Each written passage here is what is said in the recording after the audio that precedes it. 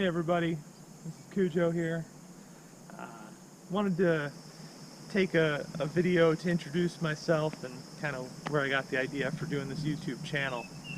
So I've been a private pilot since 2012, relatively low time pilot. I don't get to fly nearly as much as I'd like, but something that I came across while I was before I started training and even after I initially got my license, I had a lot of questions about various things in flying and getting your pilot's license, and it's hard to find a lot of good information out there. It's a relatively small group of people that do it.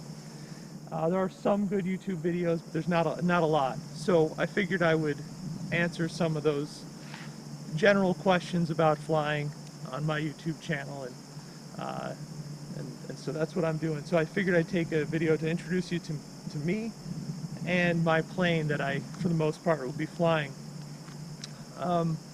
This here is a 1975 Piper Arrow 2. Okay, it doesn't look like much. It actually flies really well. It's a nicely maintained airplane for the most part. We can start with one of the questions I always get. You know, people are shocked that pilots fly such old planes. I mean, this is actually not terribly old. Some people fly 60s and 50s vintage planes. A big part of that, other than the nostalgia of it, is average people like me can't afford brand new planes. Brand new planes go for probably starting at $400,000 and up. Something like this is obviously well depreciated, being 40 plus years old. So that's why a lot of people will fly older planes. It allows average people to own their own transportation. Another thing about airplanes is it's not like a car where cars are regulated by states. Airplanes are regulated by the FAA. It's a federally regulated thing to do as far as general aviation flying goes. And the FAA requires that all airplanes are pretty much torn apart every year, and it's called an annual, and it has to be done by a certified FAA mechanic.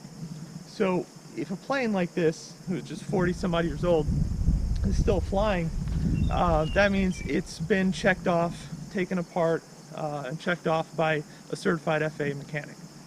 And because that happens every year, a lot of these very old planes tend to actually be in pretty good shape, because if there's something that could be unairworthy or risky, it is the mechanic's duty to make the plane unairworthy until it gets fixed. So these planes actually are very well maintained. Now, some are not. Sometimes you go to an airport and you see one flat tires and sitting there. It's been there probably for 10 years. No one's touched it. Well, that's not an airworthy plane, but I can tell you this one is fairly well taken care of. This airplane will do 140 knots at full cruise throttle. That's about 160 miles per hour. It's pretty good. It's kind of a step up from a trainer. As you can see, it has a retractable gear. We'll actually go through some of that. I'll grab the camera and take a closer look at that. It burns, if you're going full bore, it'll burn about 11 gallons an hour. And that's, most of these planes use 100 low lead, which is kind of hard to find and expensive. So we'll get into some of the costs and how I do it. So I'm actually thinking about calling some segments of these videos, so how's that work? Because someone at work said that to me. They said, well, you have a plane, so how's that work? And so I think that's an interesting little catchphrase for explaining some of the stuff.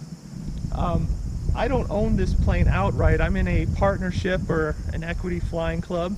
Okay, a lot of us average pilots do that. It's a good way to share the cost of owning something like this. To give you an idea, my club's a little big. There's 9 partners in the club. There's pros and cons. Most clubs you'll find are 2 or 3, maybe 4 people splitting the cost of the plane. And the way that works is we basically split all the fixed costs. Okay, in owning a plane, there are fixed costs and there are variable costs. the fixed costs include things like the hangar. Okay, if you have it in a hangar, you got to pay monthly rent. That annual that I talked about, that's a very lengthy. It usually is about $2,000 if nothing is broke. So that has to happen every year, so that's covered. Also, the insurance for all the members of the club, which is probably the biggest part, because we do have to carry liability and replacement insurance just like you would with a car. So all those costs are basically split in my club 9 ways, which is nice, but obviously there's diminishing returns. If you have 2 partners, you split it half and half. That's a nice benefit. You have 3 partners, you have thirds, which is good. As you start building onto that, it's incremental. But I bought into this. This club's been around a long time. I bought in about 2013. So it's nice for as much as I get to fly. Someday I'm planning to have my own when I can fly more, but for as much as I get out, it works out well. As far as the variable costs, that's charged by the engine hour. So if the engine's running, you're basically paying. And it's about $100 an hour. And in our club, that covers the gas. That's the biggest part of it, because leaded gas is $5 to $6 a gallon. So this will run, like I said, 10 to 11 gallons an hour. That's a good solid $60+ an hour in gas. The rest of that is maintenance reserve. So things will break, they're old. You need new tires from time to time, you need to change the oil, things like that.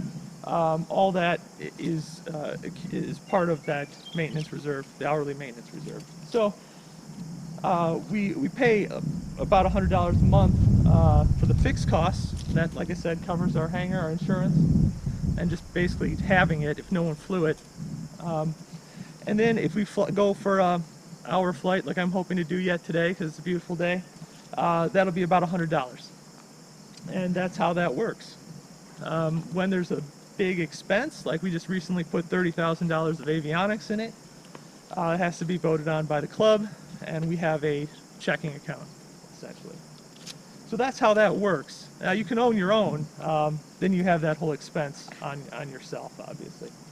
Something like this, people, say, oh, a lot of people think to fly you've got to be a wealthy person. Not really. It depends on the plane. Something like this, because, like I said, we put $30,000 of avionics in it, and the engine and prop is relatively new, that's where most of the value is in this plane. I'd say this plane's probably, if we were to sell it, about a $60,000 to $70,000 plane. And like I said, most of that being avionics and engine and prop. These things, the expensive parts are obviously if you bend the airframe, that could total it. That's a big deal. The engine and prop, very expensive. People don't realize that. To redo that engine, to overhaul it, is about $30,000. So the fact that it has less than 500 hours on it is pretty good. The avionics, like I said, very expensive. We got a new GPS, a new transponder, and a new audio panel, and that was $30,000. So things add up quickly. It's similar to owning a boat. If you're going to go through the expense of owning a boat, you better use it. So I think that covers that. I'm going to grab the camera and kind of show you the inside. This is a 4-seater plane. There's 4 seats in it, but you really go by weight. This plane can carry a total of about 1,000 pounds. But the gas, it takes 50 gallons of gas if you fill it up. 50 gallons of gas is about 300 pounds. So if you have full tanks, you can carry about 700 pounds, which really, it isn't that much. If you think about some full-size adults like myself, 3 of us would probably take that up easily, and we probably wouldn't have much room for baggage. My family's all pretty small. I have 2 small kids, and my wife is relatively tiny, so the 4 of us can go in here with our bags and full fuel, no problem if we can fit it. So you'll see it's pretty small inside.